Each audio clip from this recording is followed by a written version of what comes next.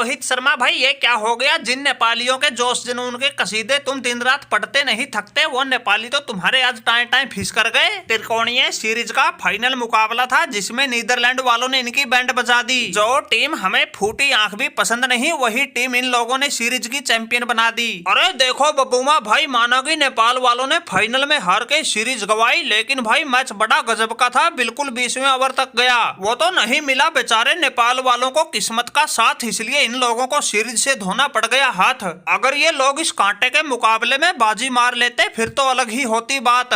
लेकिन मेरे नेपाली भाइयों, घबराने की जरूरत ना है, क्रिकेट में हार जीत तो लगी रहती है। माना कि तुम लोग ये मैच जीत नहीं पाए, हार गए, लेकिन तुमने माथे पर पसीना नीदरलैंड वालों के भी ला दिया था। इतनी आसानी से ये भी नहीं जीते। 185 रन का टारगेट था, उसको बनाने में फिल्टर इनके भी फट गए थे। अरे रोहित शर्मा भाई बिल्कुल ठीक कह रहे हो, ये तो हमारी किस्मत ने साथ नहीं दिया, वरना इस कुशल मल्ला ने तो पहले जमकर चलाया बल्ला, फिर गेंदबाजी में भी खूब मचाया हु हल्ला। हम तो बल्लेबाजी में ही पूरी ताकत झोंक दिए थे, 11 गेंद में ही 26 रन ठोक दिए थे, चौके का कोई काम नहीं, छक्के 3 लगा दिए थे। जब तक क्रीज पे रहे रन गति के मीटर को बिल्कुल ऊपर तक पहुंचा दिए थे।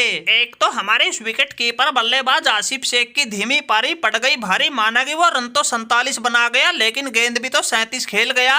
ऊपर से आखिरी के 2-3 ओवरों में तो हमारे वालों से रन ही ना बने, इसलिए स्कोर 184 तक रुक गया, वरना इसे तो 200 के पार जाना था। फिर तो इन नीदरलैंड वालों को अपने आप ही एक तरफा हार जाना था, वरना भाई मैंने तो पहले बल्ले से बवाल काटा था, फिर गेंदबाजी में भी पलट के रख दी थी बाजी। 3 ओवर में 33 रन जरूर दिए, लेकिन विकेट भी तो 4 लिए।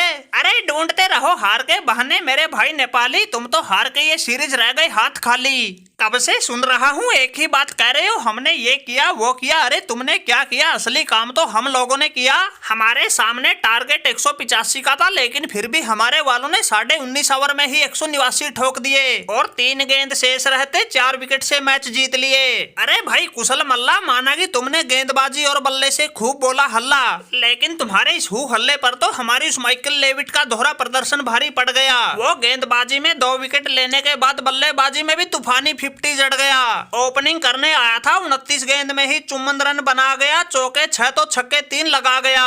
स्कोर कार्ड की ऐसी रेल बना गया, 8 ओवर में ही स्कोर को 80 के पार पहुंचा गया। माना कि तुम्हारी उस दीपेंद्र सिंह आर्य ने बिल्कुल कसी हुई गेंदबाजी की, 4 ओवर में सिर्फ 16 ही रन देकर मैच को फंसाने की कोशिश की। अरे स्कॉट एडवर्ड्स भाई, उसने कोशिश क्या, उसने तो मैच को बिल्कुल फंसा ही दिया था। 17वें ओवर में लेके 1 विकेट देके सिर्फ 4 रन। हमारे दीपेंद्र सिंह आर्य ने तो नेपाल को बिल्कुल वापिस मैच में ला दिया था, लेकिन भाई अगले ही ओवर में तुम्हारे उस तूफानी बल्लेबाज ने हमारे अविनाश बोहरा के ठोक के एक ही ओवर में 21 रन उसका मार मार के भूत बना दिया था और बिल्कुल जीते जितवाए मैच पे तुम लोगों का लगभग कब्जा ही करवा दिया था। फिर भाई 19वें ओवर में मैं खुद गेंदबाजी करने आया, उसमें मेरे 12 रन तो जरूर पड़े, लेकिन लेके 2 विकेट मैंने नेपाल की जीत की आस उम्मीदों को जीवित रखा। 19 ओवर के बाद नीदरलैंड का स्कोर 6 विकेट के नुकसान पर 178 रन हो गया था। अरे बबूमा भाई, अब आखिरी ओवर में जीत के लिए 7 रन बचे थे, लेकिन इससे आगे का हाल तो हम बता ही नहीं सकते।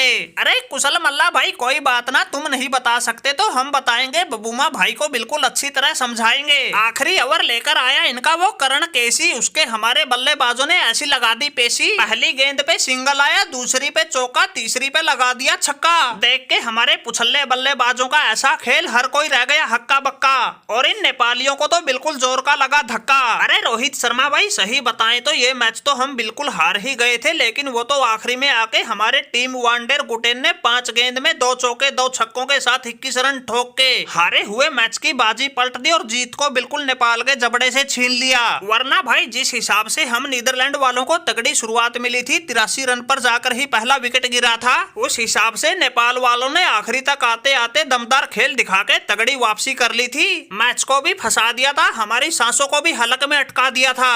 अरे भाई यही बात तो हम कह रहे हैं, माना कि नेपाली मैच हार गए, लेकिन इनका जलवा बिल्कुल जीत जैसा ही था, इसीलिए इनके हार के चर्चे भी नीदरलैंड की जीत से ज्यादा है। अरे कुशल मल्ला मेरे भाई, पिछली बातों को भूल के आगे बढ़ो, इसी में तुम्हारा फायदा है।